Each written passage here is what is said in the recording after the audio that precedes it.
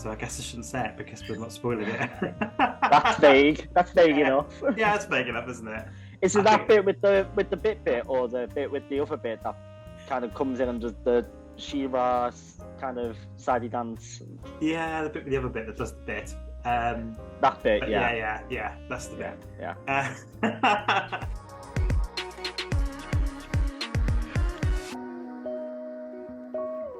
Welcome to Alton Back Travel. This is the podcast for advice and inspiration for planning trips to theme park attractions all around the world. Joining me today are my good friends. Hey, I'm Matt, and I'm always going down like Valkyria. Hi, I'm JaiB, and I'm fresh out of rehab, just like Boulder. And of course, I'm Stu, and I'm just like that old puffer, Liseberg banana. Well, we make this podcast for you, so if you have any theme park trip questions or new advice, contact us through our socials. Get involved. We are Alton Back Travel on Facebook, Instagram, and YouTube, and Alton Back Travel on Twitter. Get involved like Europa Park gets involved with copyright striking anybody that shares their new roller coaster animation. Had that in my inbox this week. Yeah. What is that about? Well, you know, some of us thought it'd be funny to put the turntable to Total Eclipse of the Heart, you know, turn around Bright Eyes. God, I forgot that was you. And yeah, Europa Park were not happy, and they sent me this lovely message saying, "Take that down. How dare you share our copyrighted material?" So yes, so we would talk about their awesome new roller coaster, but because you know they've been old sports, they can go themselves. Well, there goes our free tickets. Cheers, Stu. Cheers, Stu. Well, it's already out the window, isn't it? Because I've got the copyright strike. Have we seen Voltron? What do we think of it? You haven't seen it, have you? I've seen it. I just thought James was going first. I didn't know. What do you think of it, Matt? I think it looks really good. I liked the animation. The turntable, yeah, it looks fine. It's better with the music. It looks pretty nippy, I think. But there's always a reason to go to Europa Park, and to have one more is a good thing. Yeah, similar sentiments, to be honest. It kind of came out of nowhere for me on my Twitter feed. I really liked it. And then when the turntable bit happened, I thought that was the station. It was anyway, it carried on. I was like, oh, this is different. And then... But yeah, it looks really interesting, and like you know, Europa always do like a nice theming job on it. So I'm looking forward to seeing that as well. See how it interacts with the theming elements. It looks so well presented, the whole area, and like you say, Europa Park definitely really stepped up the game in terms of theming, especially Rolantica. It just looks. I don't believe that place is real. I'll be honest with you, it's a complete dream to me, but we won't talk about that. No, legally we can't. It's a animation. It's not a real POV. We've not been on the ride. We don't know what it's like until we actually ride it. But from riding Lost Gravity, the little tiny hump after the first drop of Lost Gravity is like the most ridiculous ejector airtime moment I've probably ever experienced. And this ride has like about 3 or 4 of them. So it looks amazing. I can't wait. I'm sure it'll be amazing. It's just nice to see another like Big Dipper getting built. Like as you say, Lost Gravity was a real kind of like surprise hit in a way. It's like I like those kind of compact coasters to start with, but as you say, it was just those little surprise elements of it that really made it above and beyond. Yep, we all love a Big Dipper. So I noticed something like just ever so slightly minor popped up on the internet about a really small event. I think we might have spoken about it before. Halloween Horror Nights. Has anyone heard of it? Oh, that sounds familiar. Yeah, just a little bit. Like as I look over to the vast array of merchandise over in the corner. Yeah, Halloween Horror Nights obviously been announced. It is usually this is the pattern for the past couple of years, obviously minus the COVID times, but you usually see an announcement late March, obviously, so that's right on time here, where they announce pretty much nothing. Although this year we do have a house announced because they announced one straight after the event. So we know Chucky is definitely confirmed and coming. So this time, just a little merchandise drop, and the dates have been revealed, and you can buy single day tickets. The multi-day tickets will come later, and it will be much closer to the event. So you're probably looking around a month out from the event is the usual pattern of when they will drop the multi-day tickets. So anyone that likes to plan, and obviously like Jay this year, who is definitely going, will just be sweating each and every week when they announce something else about the event, but the multi-day tickets don't go on sale until right up until the end. So if you are thinking of going, do not buy a single night ticket. It is a complete waste of money. Multi-night tickets will cost you probably less than 2 visits, and you can't do the event in one night. It's just absolutely insanity to try and do it in one night. You need a couple of days at least to experience it all. So wait for those multi-day tickets, and it's probably going to be cheaper than some of the single night tickets. Also, though, they have released the RIP tours, and they're the special VIP tours. They're groups of 6 to 10 people.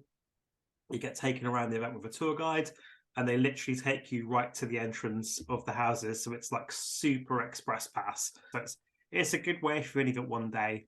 Now, you've just hit the nail on the head, because we've got a couple of friends who want to just come out and almost do like the greatest hits tour is what I'm calling it. They just want to do 5, maybe 6 nights out with us coming during the first week. And I was like, well, cool, you might be able to get a bit of Halloween Horror Nights. We're obviously doing Bush and SeaWorld and then Volcano Bay at some point. But I was just pricing it up to see whether it'd be cheaper for them to get like just 2 like night tickets with express pass, and literally it was $20 difference. It was $20 more, and you can get the full 2-week pass that we got last year.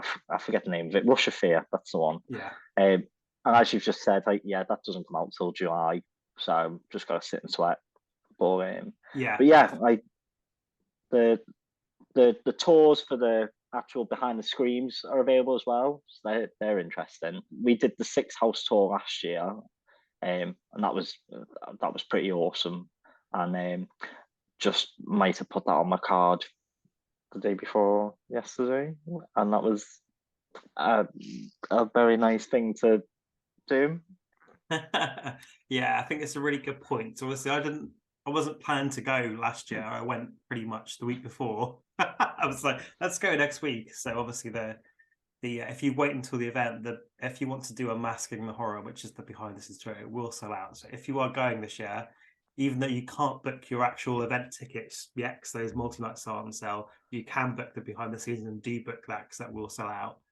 It's much better value to do the 6 house rather than the 3 house, because it's not that much more really. It's maybe £30 more to do the extra, for it to basically double the length of your tour. But obviously this is a tour during the daytime, so you're going to have to sacrifice a park day really, so it pretty much does go on all day. You will basically see the houses with the lights on, which is just the work that goes into creating the sets, and they'll tell you all the backstories about every inch of what they put in there. It's absolutely phenomenal. I did it back in 2009. That's old. And we basically, after we did it, we had to kind of sit down for a couple of hours because we just couldn't do anything else. It was so overwhelmingly amazing. It's like, I can't function. We can't function. It's just, as you said, it's like, it is the amount of levels of detail that goes into it. It's like, that awesome mazes on, even as just a complete newbie, which I was last year, it was amazing. But then to spend 6 hours walking around in the hottest day possible, but like being told all the stories and where it came from, the creative decisions that went behind it, and this idea came about, but this was like decided against, and it was really informative. And the guy that was doing our tour, I'm absolutely gutted I can't remember his name. He's been doing them for like about 12 years, 15 years, and he absolutely loves doing it. And you could tell, because literally he was gagging for people to ask him questions. He was like, I'm not going to tell you because I know so much. I'm not going to baffle you with everything. But if you see something, you want to know anything about it, let me know. And it was just like, we were going through like this really innocuous part of, I can't even remember. Oh, Hellblock, which last year everyone was a little bit negative about. But then he starts explaining and pointing bits out. I was like, oh my God, that's amazing. And then when we went through it again, because you knew all of that and you knew like the backstory, you knew what you were looking at, it just made it like 10 times better. And when we would come out and people were like, oh, that was a little bit like not as what they were expecting, we were like, oh yeah, but did you know like blah blah blah blah blah blah blah. And it was like it just took it to another level. It was really nice that we kind of did it just after the halfway point. So we'd done a couple of nights without knowing it all, and then going through knowing a lot more just made the whole experience like 10 times better. Yeah, that's a really good point in terms of when to put, if you are going to do a Mask and Horror, when to place it in your trip.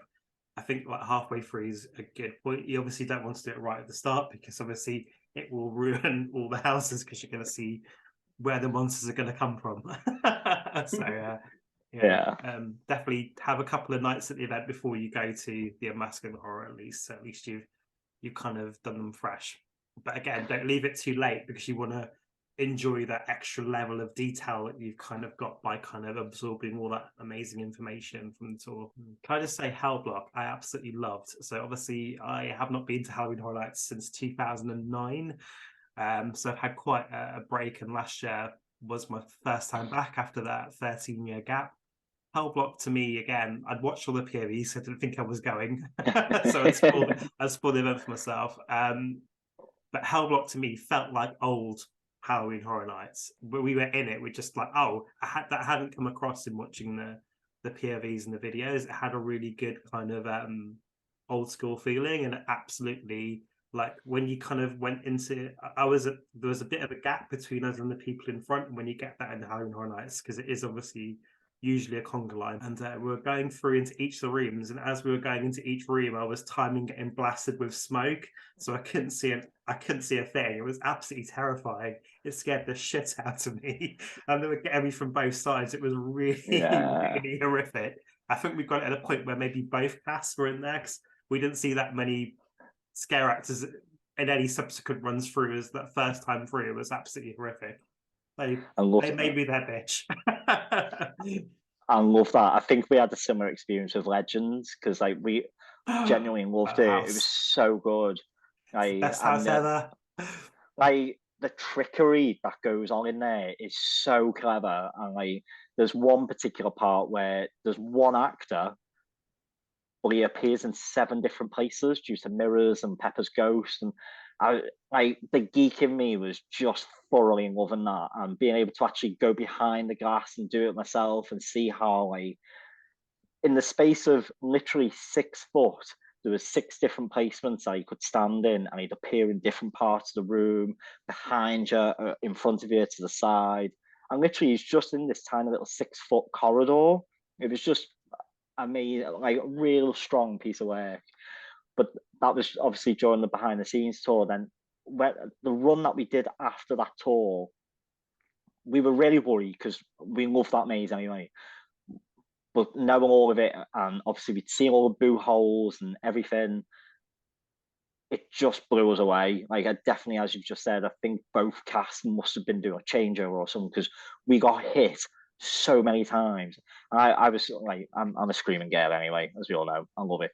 And I literally screamed all the way through that maze, and I was just like, that was amazing. It was so good. Yeah, awesome maze. Anybody see anything else on the internet that piques their interest? I've heard there's a pretty impressive roller coaster being built and tested in France at the moment. Ooh. Have you seen it? Yes, and my nips are very aroused about this. Both of them, or 2 of Just them? the left one. Oh yeah, no, but I missed the punchline. Yes, 2 titties. What do we think of Toutatis, guys? Oh, it looks incredible. The launch looks so quick, especially with the bumps in it as well. I think that's going to be absolutely crazy to ride. That whole thing looks a lot faster than what I thought it was going to be, especially when you see, we've obviously already seen Pantheon in over in Liseberg. This is a lot faster than Pantheon. So It's not hanging looks around, is it? crazy. I'll be honest with you, it was one of those coasters that was way under my radar. I wasn't really paying much attention to it. Maybe because, as I have said on previous podcasts, Stu's a bad friend and hasn't taken me to Asterix and all the years I've asked. We've been waiting for this moment. You've just been waiting for two tits on the horizon. Yes. We're homosexual men, that's not what we say.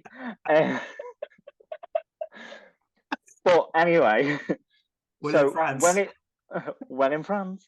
In France. Oui, bonjour. Be our guest. Anyway, why am I? We're going to get striked by Disney next. So anyway, moving back onto the topic of roller coasters. Yeah, when that video came about, I was like, "Is this sped up?" And I was like, "Oh no, it's not. It proper flies." I'm really like, it's definitely someone I've got to try and get out there.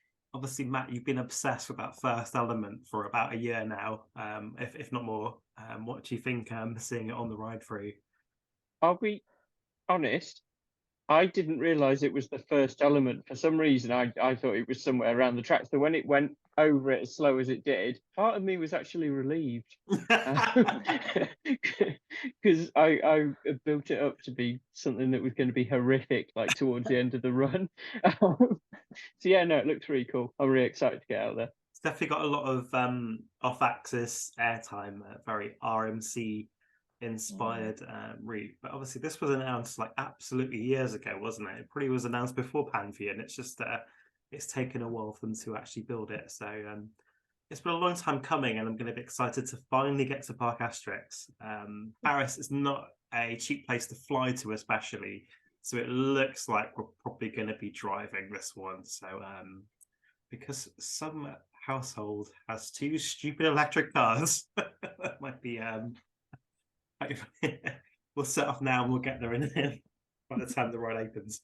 You just need one of those dinosaur burning engines. I believe they're a thing these days. Yeah, should have gone with that, shouldn't we? You can borrow mine. I just don't want to drive it. I'll be terrified. I can't drive a stick, Matt. Yeah, fair. Contrary to what you might believe. I've heard otherwise. I can, but I'm on the DVLA blacklist at the moment, so I don't think that's a good idea. Does it matter in France? Well, to be fair, in France, though, the thing that get me is the alcohol blow test.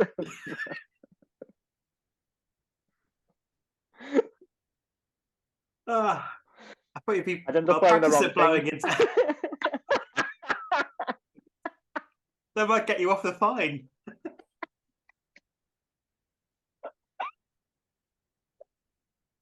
Oh, stop it! My two tits. Oh, we got free Eurotunnel. Cheers, Jay. Anything to help? Oh. How do we bring up Alton Manor? Fair, we can talk about because we obviously all went, didn't we? Did we get a photo? Yeah, we did. Yeah, we did. Yeah. And I wasn't because it's the one. It's the one where I look miserable because I'm on go 10. I'm so sorry that my sister was like, that person behind you looks miserable as sin. I was like, that's Matt. I was tired. It was go number 10. Can you Photoshop one where I look vaguely amused on top of that? Yeah. Yeah, okay. And we'll put that in now. So I hope you enjoyed that. Yeah, Alton Manor has opened. The community has gone bananas because it's some news, and when anything happens these days, like, remember when Sick opened last year and everyone went, oh my God, top 10 roller coaster, and everyone got a bit kind of like crazy about things. Obviously it has opened, it is really good, but don't overhype it. Best start ride in the UK. Maybe I shouldn't say that. It is actually really good. I think what people need to remember is obviously it is a family ride. Yeah. That seems to be a lot of the feedback I've seen is like the kids love it, but for adults it's not great. It's like it's not really made. It's not like Saw the ride. Do you know what I mean? It's supposed to be yeah, like it's supposed to just be a bit creepy for adults and a little bit spooky, but ultimately it's for kids. And it's like, and I think it's a real solid redo. Like you know, you've got to remember, 5 months of work has gone into that. And the only criticism I'd say is I kind of wish they'd take a leaf out of Universal and Disney's book and just put a sign outside saying it's under technical rehearsal, because it's going to take a good month or two. It's an old ride system that, you know, even in 1992 with different weights in it, it travels at different speeds. That's the nature of those powered rides. So it's going to hit sensors at different times, and if it's timed effect, it's going to react differently. But also on the flip side of that is like, it just kind of means that every ride's a little bit different, and I kind of like that. Yeah. With some really nice effects. There's some, like, you know, there's no point remaking the wheel. There's some of those kind of effects in there as well, which stand out. But then there's some really nice, just interesting bits that are, like, you know, is a little bit of a different take on the Haunted House, and I really like that as well. And I'm sure the guys that are involved in it are working around the clock still to try and just iron out those little kind of pinch points which happen with any dark ride. I genuinely believe it is the best dark ride in the UK. I absolutely love Alton Manor. I think the only close competition would be Wallace and Gromit or Hex. I think, yeah, I just think it's incredible. I think it's a brilliant retheme. I can't believe they've turned that round in 5 months. I think that's incredible. Yeah. And I think they've set a really good standard, theming wise, and not to mention the pre-show is such a good start to that ride. It's incredible. Alton Manor is absolutely spectacular. Like you say, to turn that around in the short space of time is nothing short of incredible. What I think comes across for me is just the absolute love that has gone into that project. You can tell everybody working on that has really, really cared about it, and you can feel it. You can feel it in the attraction. There's so many details. Obviously, we went on it how many times, Matt? Like about 10 times? 10, I think. Every time I went on it, I was seeing something new. And I think that's so important when you're doing attractions these days, to have that repeatability is so key to really, really kind of good, engaging rides. Yeah, you know, I'm really excited about it. I can't wait to go on it again. It's perfect.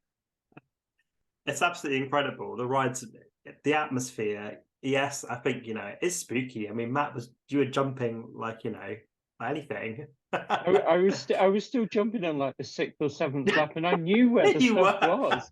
It was so good.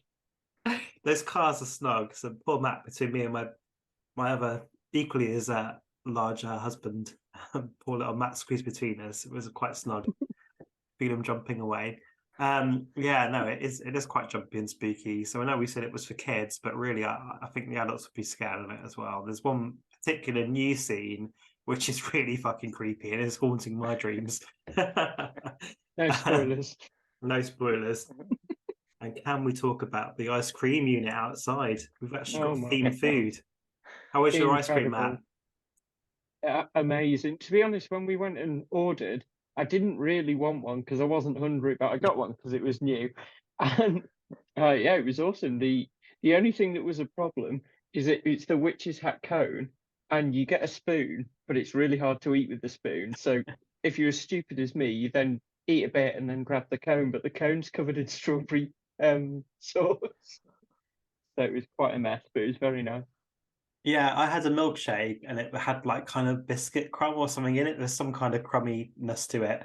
And the texture trying to go up the paper straw was not great. It was basically, it just clogged. So so I could have done with a spoon, but the key was too long. So what did I do? So I'll try and repeat it on my camera angle. So because of where your camera cuts, all I could see when you were explaining it is you doing this.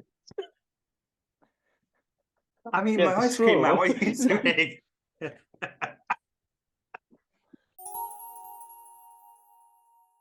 Coming up then, boys, we are going to Liseberg in like a few weeks' time. So I know the rough route of the trip because Stu sends us a guide of where we're going. Stu does all of our trip planning. Ooh.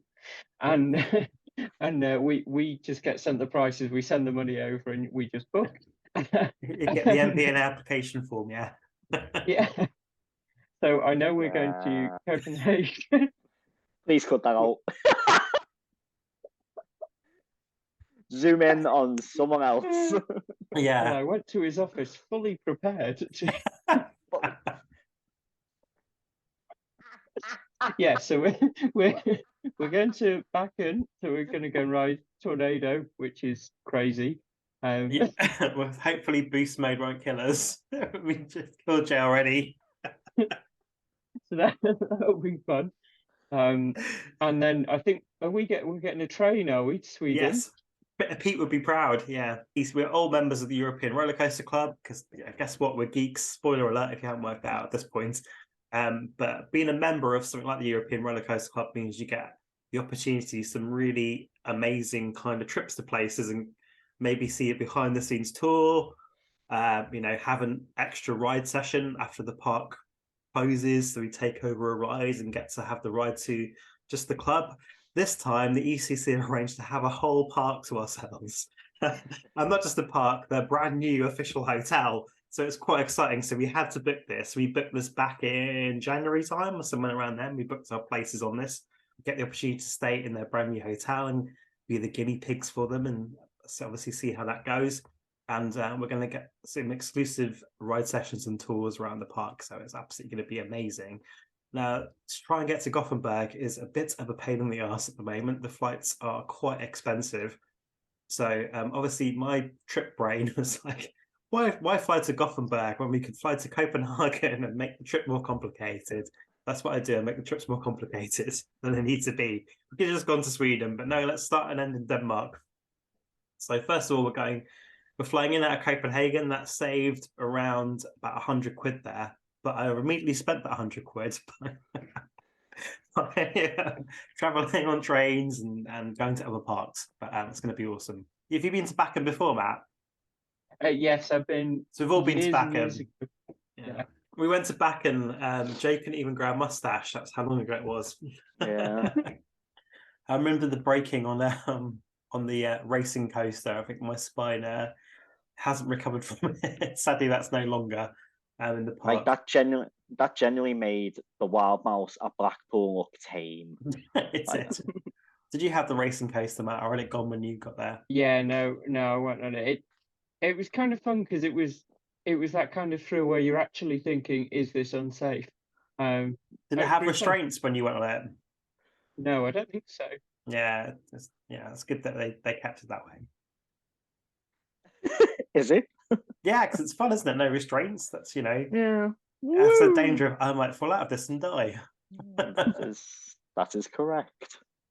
I'm excited. I found that there is a Bakken beer tour where you can pay a set amount. It's around £20, and you get to have a beer in each of the 9 bars at Bakken. So a tornado isn't bad enough. Yeah. We all know me going for an alcoholic beverage in a theme park is usually interesting. Well, last time we got drunk at Bakken and went in the funhouse. yes, we did. Oh my God, I forgot about that. It's a great funhouse, though, isn't it? Yeah. So yeah, we're looking forward to Bakken. We've not been for a long time. And Tivoli Gardens as well is going to be exciting. Not been to Tivoli for a good 3 years, so there's definitely some new things there. The only thing I'm sad about with Tivoli is when I went, they still had, was it Vertigo, the big plane thing? And I was just too scared to go on it at the time. And I probably would go on it now, but it's gone. We've not been while it's been there, so that's how long we've not been. And then we've obviously got a couple of days at Liseberg with the ECC. What we're looking forward to getting on at Liseberg. Matt, you've never been to Liseberg before, have you? No, I'm very excited for Helix.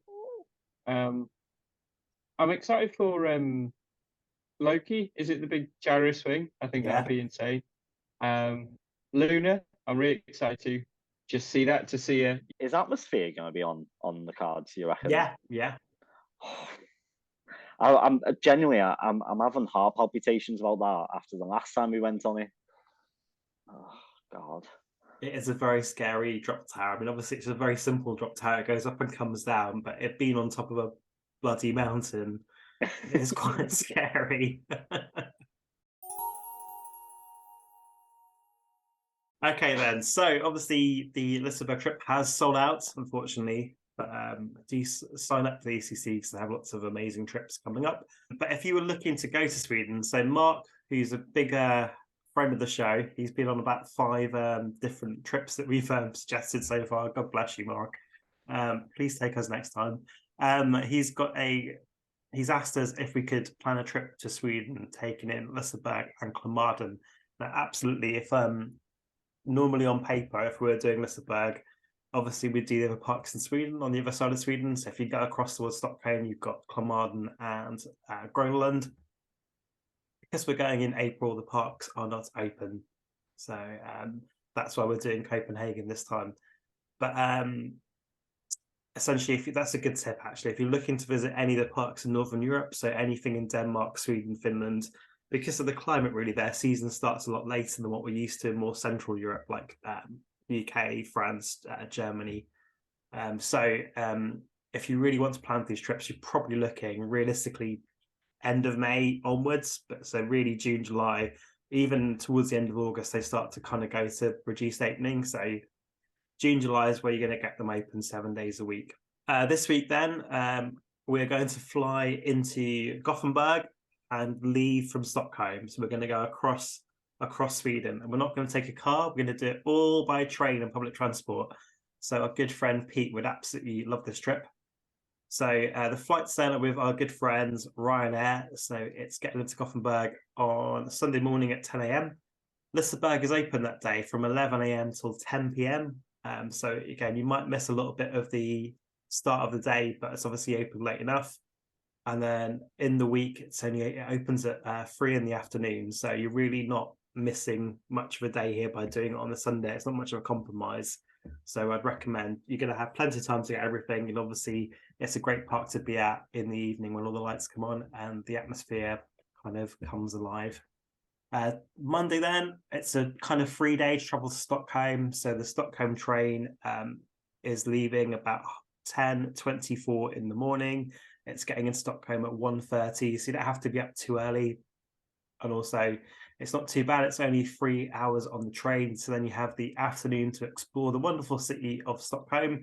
There's some amazing attractions in Stockholm, including one where you get harnessed up and you go on the rooftops from the city hall and you go around a tour of the rooftops. So that's something I've always wanted to do. It looks amazing. Tuesday, then, we'll be doing Klamarden, which is open 10 till 6. It's an hour and a half train from Stockholm to get to Klamarden, then a local bus, which takes about 15 minutes. And then back to Stockholm, where we'll be staying. And then Wednesday, Groenland, which is open from 10 until, I've not put it in the thing. It's open 10 till 10 at night, I think. How much does it cost? Well, this is a good question. So if you are thinking of going to Scandinavia, you need to budget a lot of money because the hotel prices are not favorable. You're going to be paying at least £100 a night for a hotel room, if not more. So I actually got the Liseberg hotel for the night in Gothenburg. So we're staying at Grand Curiosa, and that came out at just under £60 per person. As always, I make sure the rates are cancelable, just in case the worst should happen. The next 2 days are staying in Stockholm, and I've got the Clarion Collection Hotel Wellington. I've got this for £157 for 2 nights. Essentially in Stockholm, space is a premium. A lot of the hotel rooms don't have windows. So you could save yourself £20 by not having a window, and maybe another £20 again by having something that's not cancelable. But I think at this point in life, pay the 20 quid and have a window, treat yourself. We've stayed at the Clarion Collection in Gothenburg a lot, which is not on this one, but this is the Stockholm equivalent. It's quite a nice setup because you do get a breakfast, which is a buffet, and you also get like a kind of evening meal buffet thing, but it's not like a buffet meal, is it, Jay? What's like there's kind of breads and cheeses and maybe some fries. Yeah, it's like a light snack. dinner. Yeah, it's like a light dinner is what I'd say. So because me and Stu just eat fries and that's about it, it was perfect for us. But there was if I remember right, there was like a salad bar, as you say, continental bread sections that you'd normally find at like a German kind of continental breakfast kind of area. But yeah, it was a light dinner option, which was good. At least it was included. Yeah, it's a nice little bonus. When you pay this much for a hotel, it just takes a little bit of a sting out of it, and you feel like you've been looked after a bit more. Now, on the final night, which is Wednesday, we're not staying at that hotel again. We're staying at a hotel at the airport because the flight comes back at 6:55 a.m., which means you have to be at the airport for at least 4:55 a.m., but they would recommend you being there at 3:55 a.m. So therefore, it basically boils down to you need to stay at the airport, which is never a cheap or fun thing. Time the Comfort Hotel was slightly cheaper at £86 per person.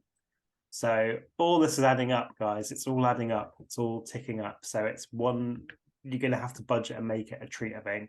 So the flight was £64 with seat selection. The transport, so it's a bus transfer from the airport to the hotels, and then trains from in between that. So trains from Gothenburg to Stockholm, the train to Copenhagen and back, but you have to have the local bus on top, and also then the airport bus back. So the transport's coming in at just over £80, just under £81.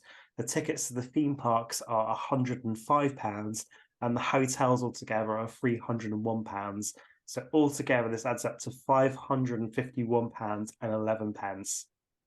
Skip it. Yeah, skip it. I'll be honest with you, I was tempted by a trip here until you mentioned the airport hotel, because I just knew that I'd rocket it up a little bit. It might also worth you noting, I'm not sure whether it still is a thing, but ECC used to get some entry to like Copenhagen and Groenland. Yeah, I think they were both. The offers haven't been confirmed for 2023 as at time of recording, but historically, I mean, when did we go to Groenland? Like 15 years ago? It's about that. Yeah. They've been for well over 10 years. They have generously been doing free tickets to both Groenland and Copenhagen. Obviously, if you do get a free ticket, make sure you spend lots of money in the parks and stuff. But there is definitely, like, look at the discounts available. That is a very generous discount, and we definitely recommend it. Coming from a point where you've just said it's over £500, and it's just trying to eke out those little bits that you can kind of discount slightly. I mean, that would take an extra. That would take pretty much £70 back off the kind of trip cost there in terms of getting those free tickets. But obviously, you definitely should be spending money if you're getting it for free. Absolutely. But that's the thing, is like, it just means you'd be spending, like, when me and your Martin went to Groenland and Copenhagen on our last trip, it's like, because you have got in for free, and it is such like, they're great parks, don't get me wrong. Copenhagen, like, we went for Wildfire, and it's still one of my, it probably is my favorite RMC. But Groenland is such a fun little park. If it just had so much atmosphere for such a tiny little space. It was great, and there was a little concert going on whilst we were there. But because we were spending the entire day there, it's like, I'm almost certain I spent over £200 whilst I was there, just on drinks and food and like a little bit of merch. But you do it because you know it's such a steal getting those tickets for free, and it's like, they really do make like a. I think it was the same when we went to Groenland. It's like, it's not that they make a fuss of you, but they're just genuinely interested in, like, oh, so why have you travelled here? And it's just a really nice kind of atmosphere, and like, everyone's really enthusiastic. Like, they want to know why you're there. But yeah, if we were to come home the day earlier, which I did consider, the flight is at 7 p.m. So that means leaving Groenland very early, be leaving Groenland like 3-4 in the afternoon to get to the airport. So it just doesn't work out on the timing. Again, it's the same. Copenhagen's just this airport they're currently using is at the north of Stockholm, and Copenhagen is south of Stockholm. So it would be a stretch to kind of get from Copenhagen to the airport. That's why I went for the extra day. When you are planning a trip to Sweden, because the hotel prices are so expensive, you want as little days as possible, really, in there. So, yeah, to kind of make it a bit more affordable. So I'm sorry, guys, this is quite a pricey one, but obviously, if you are really looking to go this summer, start saving. That's what I can say. Also, I've got one tip of advice for Colmarden. Don't be that one person that say, "Oh, I can walk up that hill and not take the escalator." Take the fucking escalator. You will thank your lucky stars come the end of the day when your legs are on fire.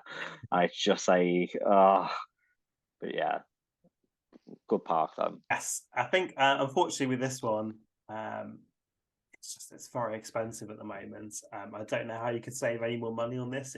It's kind of like like I say, you could compromise by having a hotels that are not cancelable, not having breakfast, and all these things will just start to kind of shave a little bit off the price. But again, it's like when you're spending this much on a trip, it's like, is it too much of a compromise to pay that £20 to have that peace of mind to cancel it if things could go wrong? Which is why I would never be irresponsible and put a trip out there with a price like that from my point of view, because I'm advising this to people out there. So I would say make sure, especially the past couple of 3 years of shit that we've had, definitely book things that are countable, so you're not going to be out of pocket if something does go tits up. It's a bit disappointing that it is so expensive, but ultimately what you're getting, the parks are all incredible and they're open very long hours compared to the parks, especially in the UK, definitely open until 10 p.m. is pretty amazing. So I think it's definitely worth you, it. Matt. Yeah. It's worth it if you haven't been to Sweden. It's definitely maybe put this as part of a bigger trip, maybe finish in Helsinki and go on to Finland, start in Copenhagen like we're doing this time. We go and do the Tivoli and Bakken and stuff. There's definitely kind of other parks, even like Oslo. We've done that trip before. We went from Liseberg to Oslo and did Tusenfreude. So that's a kind of, and obviously they've got a brand new roller coaster this year. So maybe pair it up with doing something else as well, because obviously you're having to make that investment anyway. You may as well go a little bit further and get a bit more at your money, which is, I think, is why with our trip we chose to do the kind of Copenhagen, Denmark, Voltron, just so we were getting a bit more for our money. I like the way that you say that we chose to do that. You just sent us a spreadsheet. We went, yeah. We just turned up, Stu. Yeah. That spreadsheet had options on. You all based on the options. I'm having all this. It had options, but we all know how those options work. It's like 1 and 2 are expensive. Number 3 is the one that you want us to pick, and number 4 and 5 are just shit ones. Yeah.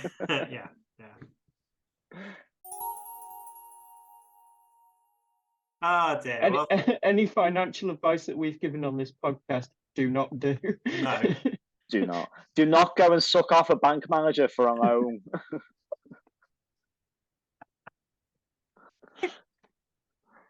Well, that was a fun one.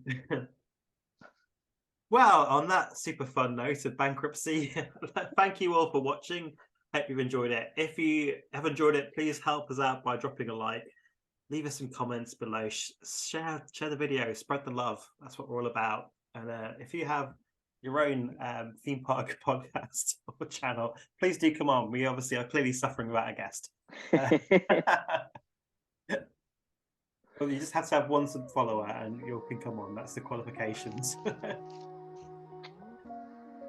Oh, guys, that's it then. Thank you very much for helping out, guys. I appreciate it. I love you both. You too. And remember, guys, until next time, stay safe on the way out and back. Thank you.